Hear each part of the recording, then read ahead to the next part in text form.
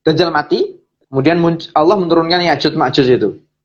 Allah menurunkan Ya'juj Ma'juj digiring ke Gunung Tur. Nah, kemudian Ya'juj Ma'juj itu dia melintasi sebuah danau Tobariyah itu yang disebutkan tadi.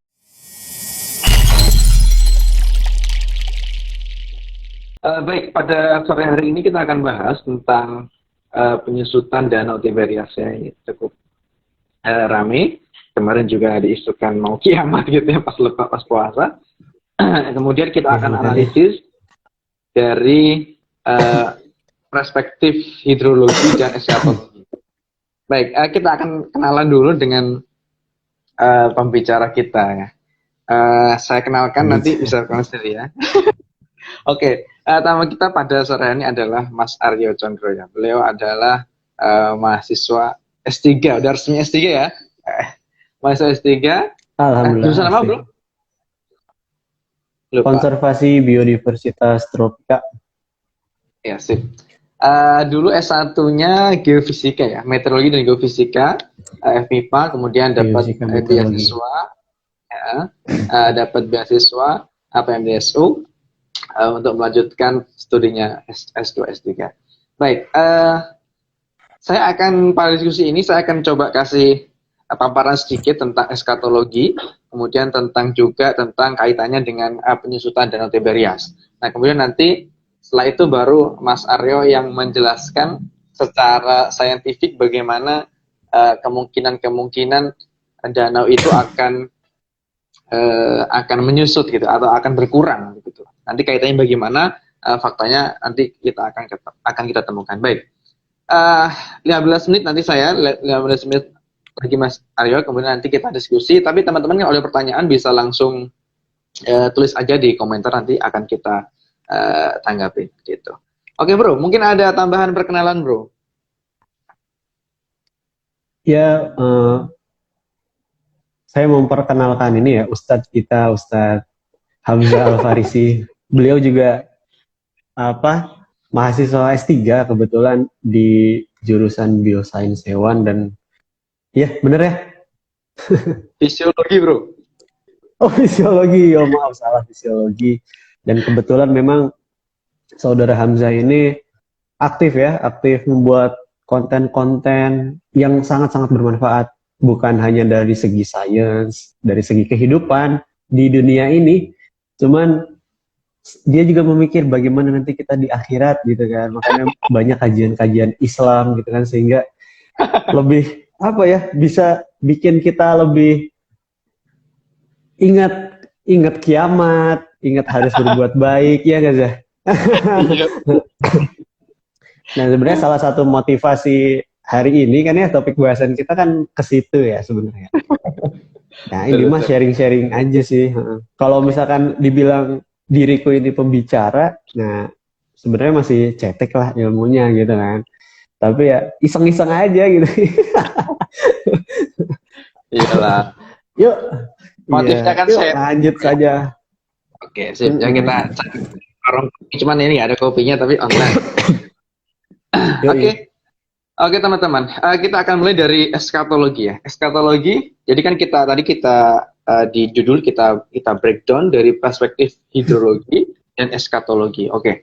Nah, eskatologi Islam itu adalah eskatologi itu dari bahasa Yunani yaitu eskatos yang artinya terakhir dan logos yang artinya studi. Jadi eskatologi itu studi tentang terakhir. Nah, kemudian nama Islam berarti eskatologi, artinya eskatologi Islam berarti studi tentang hari akhir dalam perspektif Islam gitu. Karena ada juga eskatologi Zoroaster, eskatologi Yahudi, eskatologi Kristen itu ada gitu. Nah, ini kita akan bahas eskatologi dari segi Islam. Oke, eskatologi Islam itu sebenarnya range-nya cukup luas. Jadi mulai hari kiamat itu, jadi tanda-tandanya hari kiamat sampai nanti setelah hari kiamat itu apa prosesnya gitu. Yang akan kita bahas di sini adalah sebelum hari kiamat itu. Jadi tanda-tandanya apa, kemudian yang dicirikan tadi ada Tiberias dan sebagainya. Itu salah satu indikator yang nanti akan kita bahas begitu ya. Nah, posisinya eskatologi ini adalah berkaitan tentang hari akhir. Nah, sedangkan kalau kita tahu rukun iman kita kan ada 6 ya. Rukun iman kita ada 6. Yang pertama iman kepada Allah, iman kepada malaikat, kepada kitab Allah, pada Rasul Allah, pada hari kiamat dan qada qadar. Nah, jadi eskatologi ini sebenarnya termasuk apa? Termasuk tiang dari rukun iman ya. Makanya tentang hari kiamat. Oke. Nah, itu dulu. Jadi eskatologi posisinya di sana ya. Nah, sebenarnya dalam Islam sendiri terpisah-pisah. Ada eskatologi Islam versi Sunni, eskatologi Islam versi Syiah atau basisnya di Iran kalau Syiah begitu. Nah, itu dulu. Jadi posisinya di sana. Nah, kemudian terkait eskatologi ini kalau saya coba bahas, yang pertama kita perlu tahu Danau Tiberias. Itu di dalam hadis itu disebutkan sebagai Buhairah Tobariyah bahasa Arabnya. Buhairah Tobariyah. Nah, Buhairah itu dia adalah dari kata bahrus atau lautan. Cuman dibentukkan ada namanya di bahasa Arab itu ada namanya bentuk tashir, itu namanya memperkecil. Jadi Buhairah artinya laut yang kecil ya, danau gitu maksudnya. Gitu. Tobariyah sendiri itu menurut ya Tobariyah sendiri itu Tobariyah ya itu disebutkan dalam hadis-hadis itu berkaitan dengan munculnya Dajjal dan Ya'juj Ma'juj gitu. Nanti kalau teman-teman bertanya silakan, tapi saya nggak akan bahas tentang siapa Dajjal, siapa Ya'juj Ma'juj nggak, tapi peristiwanya saja. Nah dalam kitab Hasih As-Sindi ya yang bisa dicek itu dijelaskan bahwasanya Tobariyah itu adalah negara yang dibangun oleh sebagian raja-raja Romawi ya. Seperti dijelaskan dalam kitab Syarah Tirmidzi. Dan kemudian juga dijelaskan bahwasanya di footnote Sahih Muslim itu bahwa Tobariyah itu adalah negeri Syam. Di negeri Syam, dia posisinya di negeri Syam. Nah, negeri Syam sendiri itu kalau dulu itu ada 4 kota, ada 5 kota. Ada Palestina, ada Ardan, ada Damaskus, ada Hams, ada Konsoren, kalau nggak salah. Nah, kemudian di dalam Ardan itu ada danau ya, dan juga ada daerah Baisan, nanti akan berkaitan gitu. Jadi intinya Tobariyah itu ada di sebuah daerah yang disebut Syam, gitu ya. Nah, Syam ini sekarang Syria, cuma sebenarnya lebih luas dari itu, gitu. Dari peta dari Syam itu. Baik. Nah, kita akan mulai dari sebenarnya ada kalau kita telisik dari semua kitab-kitab hadis, gitu ya. Itu sebenarnya muaranya terdiri dari 2 hadis. Yang pertama itu riwayatnya An-Nawas bin Sam'an, yang kedua itu Fatimah bin Qais, ya. Nah, saya akan coba dari hadis pertama. Ini cerita aja. Nah, suatu ketika begini.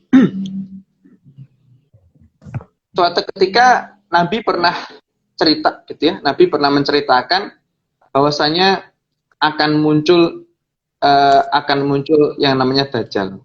Ya. Akan muncul yang namanya Dajjal. Nah, kemudian ketika muncul itu, maka umat manusia ini disarankan untuk membaca surat Al-Kahfi. 10 pertama surat Al-Kahfi. Nah, menurut hadis dia muncul di antara Syam dan Irak, antara Syria dan Irak, ya.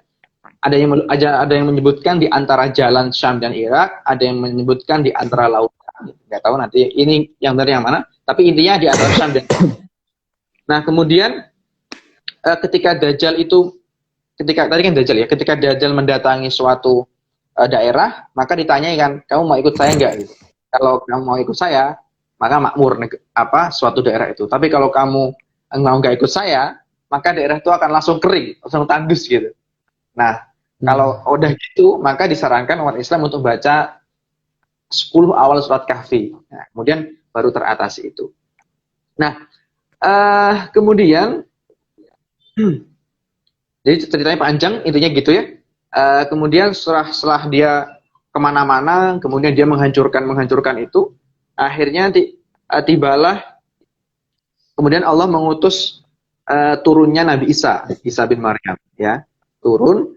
Nah, turunnya itu disebutkan di sebelah timur Damaskus, ya, di Menara Putih namanya, ya. Saya nggak, tempatnya sekarang apa nggak tahu, tapi munculnya Nabi Isa itu nanti dia di arah Damaskus, kemudian di Menara Putih itu. Nah, kemudian nanti akan bertemu dengan Dajjal itu di pintu Lut atau Babul Lut. Nah, ini disebutkan, saya cari di referensinya itu di daerah dekat Baitul Maqdis, ya, Yerusalem.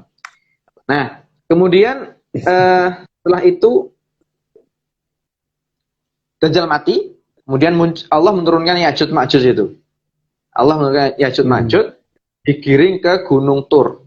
Nah, kemudian Ya'juj Ma'juj itu dia melintasi sebuah danau Tobariyah itu yang disebutkan tadi. Kemudian dan dia meminum danau itu. Di riwayat yang lain, di riwayat ini juga disebutkan danau itu diminum yang barisan pertama, kelompok pertama. Yang kelompok di belakangnya itu udah nggak kebagian. Kelompok yang belakang bilang begini, tadi di sini ada airnya. Gitu. Jadi danau Tiberias itu dia diminum sama Ya'juj Ma'juj itu ceritanya gitu. Sampai habis airnya. Itu yang hadis pertama. Sampai habis. Nah, itu ceritanya panjang. Itu ya. Ustadz, mau tanya Ustadz, itu ketika Ya'juj Ma'juj ke Tiberias itu Dajjal udah meninggal gitu, Dajjal udah mati. Dajjal udah mati, udah dibunuh Nabi Isa. Nah, jadi posisinya udah dibunuh, baru Ya'juj Ma'juj didatangkan oleh Allah. Oke. Itu poin pertama. Jadi Danau Tiberias itu diminum airnya oleh Ya'juj Ma'juj sampai habis. Itu yang hadis pertama yang diriwayatkan oleh tadi siapa namanya lupa. Oleh An-Nawas bin Sam'an. Hadis pertama. Kemudian yang kedua itu dari riwayat Fatimah bin Qais. Ya, Fatimah bin Qais. Intinya begini ceritanya. Suatu ketika ada orang Nasrani kalau nggak salah, dia itu kemudian dia datang kepada Rasul, dia menceritakan bahwasanya anaknya, pamannya dia itu dia di laut, ibaratnya apa ya, mungkin nyari ikan apa, pokoknya di laut, kemudian dia diterjang ombak tuh selama 30 hari, ya, diterjang ombak, akhirnya dia tersesat di sebuah dataran, tersesat di sebuah pulau, ya, sebuah pulau gitu ya.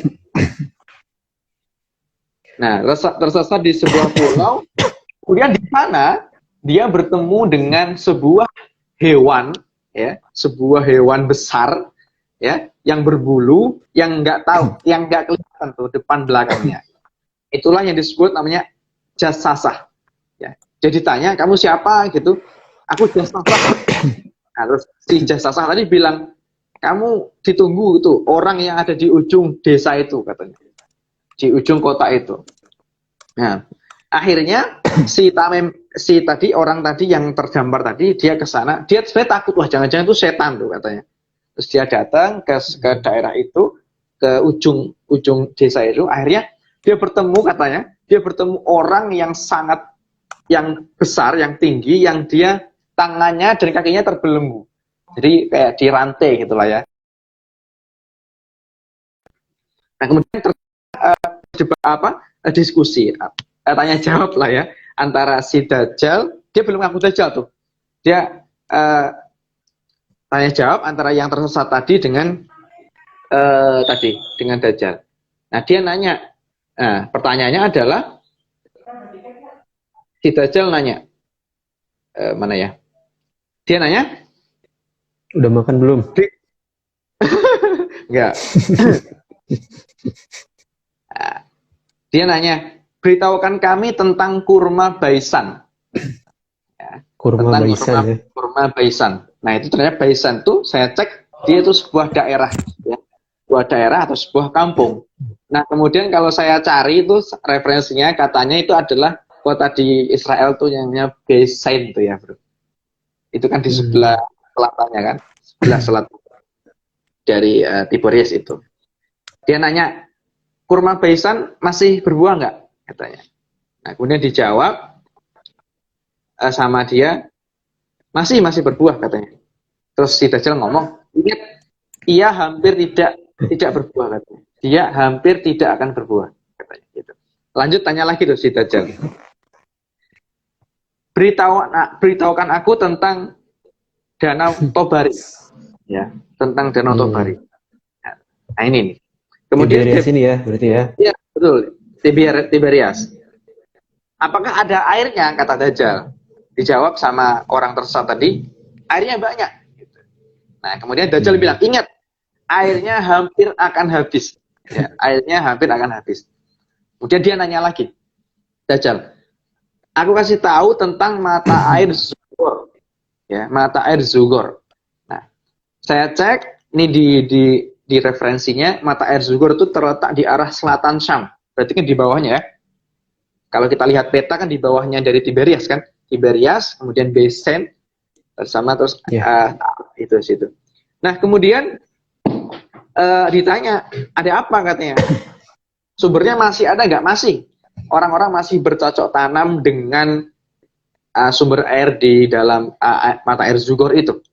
Nah, kemudian setelah itu dia nanya lagi, di Arab katanya ada nabi yang buta huruf ya? Iya katanya. Dia sebagian orang dia memusuhi nabi, sebagian maksudnya Nabi Muhammad ya. Kemudian sebagiannya lagi mendukung. Terus dia ngaku, aku adalah Al-Masih Ad-Dajjal. Aku adalah Masih Dajjal, ya. Kemudian aku sudah hampir diizinkan katanya untuk keluar. Waktu itu. Artinya sejak zaman Nabi itu dia udah bilang aku sudah hampir akan diizinkan. Nah, kemudian si Dajjal itu dia di bumi itu 40 hari. Ya, tapi dia nggak bisa masuk nggak bisa masuk di kota Mekah dan kota Madinah. Nah, dia nggak bisa masuk. Nah, itu masih panjang. Tapi intinya itu. Jadi kita dapat fakta dari hadis, ya, bahwasanya yang pertama, dan kalau kita lihat tadi hadis pertama dan kedua, maka air danau di Tiberias itu akan berkurang, kata Dajjal ya. Seperti pertanyaan Dajjal tadi. Airnya akan berkurang katanya begitu. Nah, hadis yang kedua menjelaskan kalau air di Tiberias itu akan habis diminum oleh Ya'juj Ma'juj. Gitu kan? Fakta yang kedua.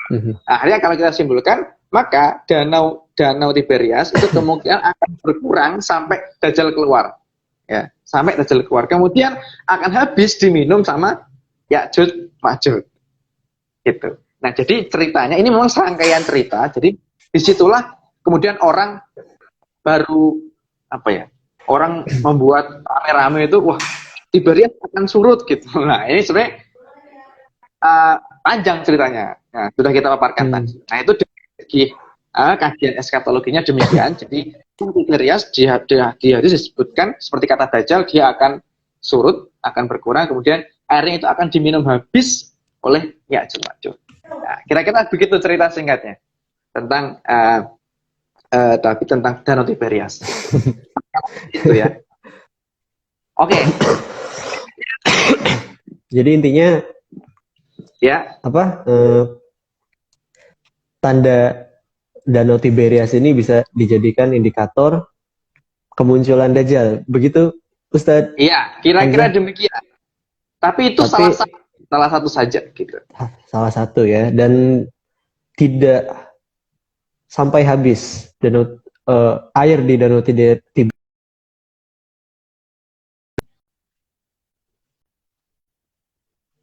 Baru ya? Iya, dia akan berkurang. Habisnya itu diminum sama Ya'juj Ma'juj, bro. Gitu.